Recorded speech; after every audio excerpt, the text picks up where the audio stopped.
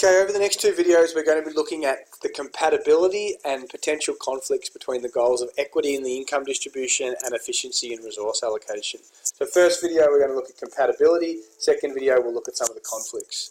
So basically a hypothetical longer response question would be the relationship between the government's goals of equity and efficiency is a key debate.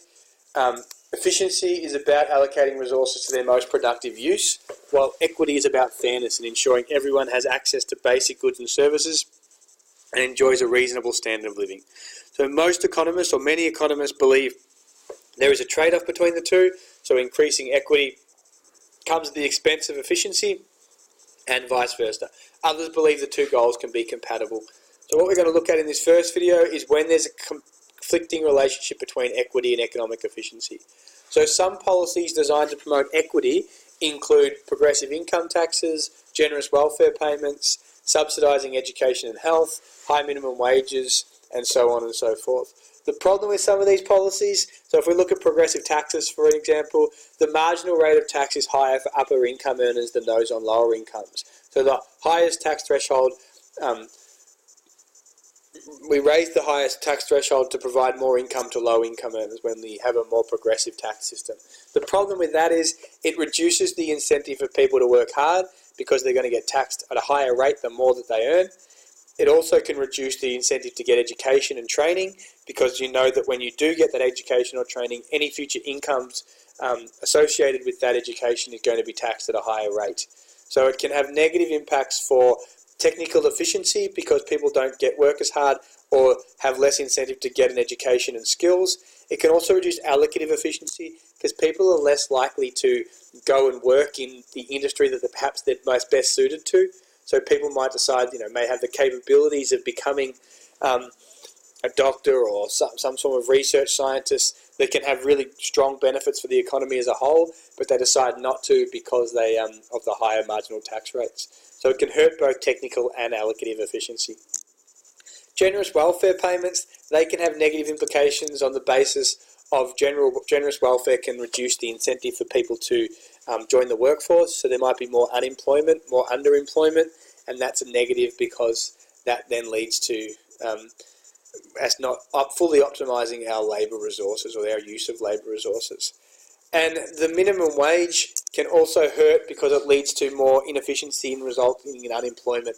A high minimum wage can make firms more capital intensive. They may not want to hire labour anymore, and that can have negative implications for the labour market as well because there's more unemployment throughout the labour market. It can also mean people don't work as hard to find a good job because they're going to be fairly safe on the high minimum wage anyway.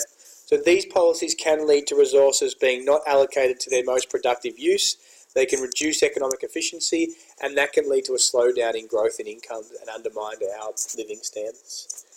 The measures, so summarising some of the things on the last slide, they can reduce the incentive for individuals to work hard and longer hours, reducing productivity.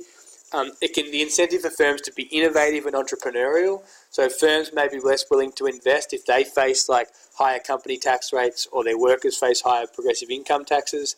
There might be less incentive for people to take risks and be innovative and entrepreneurial, and that can hurt our productivity in the long term as well because we don't invest in areas that may boost our long-term productivity. Savings that are needed to promote investment can be a negative. I'll talk about that a little bit more later on. It can reduce the motivation to improve skills and training and therefore reduce worker productivity as well. Dependence on welfare can mean the resources are not being used for their most productive use.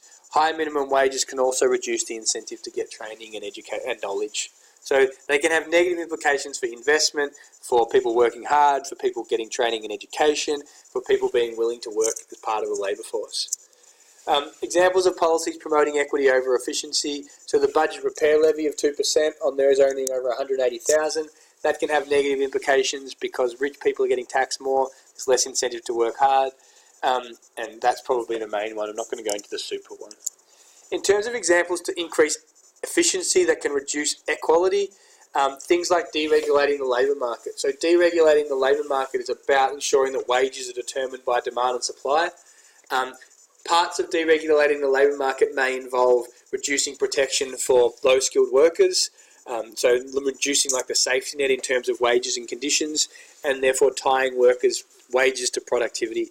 That can boost technical efficiency, but it can also reduce the gap between high and low income earners. Indirect taxes are another good example. They're designed to boost allocative efficiency by reducing market failures. So, for example, a tax on demerit goods like alcohol and tobacco improves allocative efficiency because there's less incidence of harmful goods.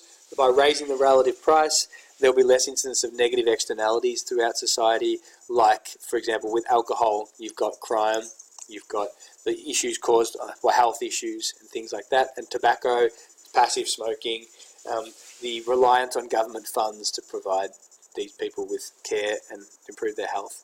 This helps to boost allocative efficiency but can hurt equity because it has regressive effects and makes up a higher proportion of low-income earners' salaries. So those things can, if we're taxing the excise tax at 30%, that 30% will make up a higher percentage of low-income earners' salaries. Other policies, the carbon tax. The carbon tax is designed to increase the relative price of carbon and reduce the amount of fossil fuels that we burn, and can promote investment in cleaner energy, but it also leads to higher prices, and some low-income earners have to pay a higher proportion of their income in tax because it's a higher percentage of their income.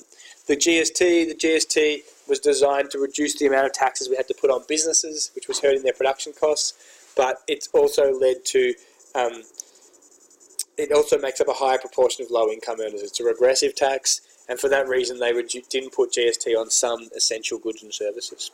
Trade liberalisation is another example. Trade liberalisation is designed to shift resources to areas of comparative advantage, encouraging us to specialise, but it can cause more unemployment in areas that we don't have comparative advantage, like manufacturing and textiles. So overall, while it boosts efficiency because we specialise in what we're good at, it can hurt equity because it creates more unemployment in areas where we don't have comparative advantage. We'll talk about the compatible relationship in the next video.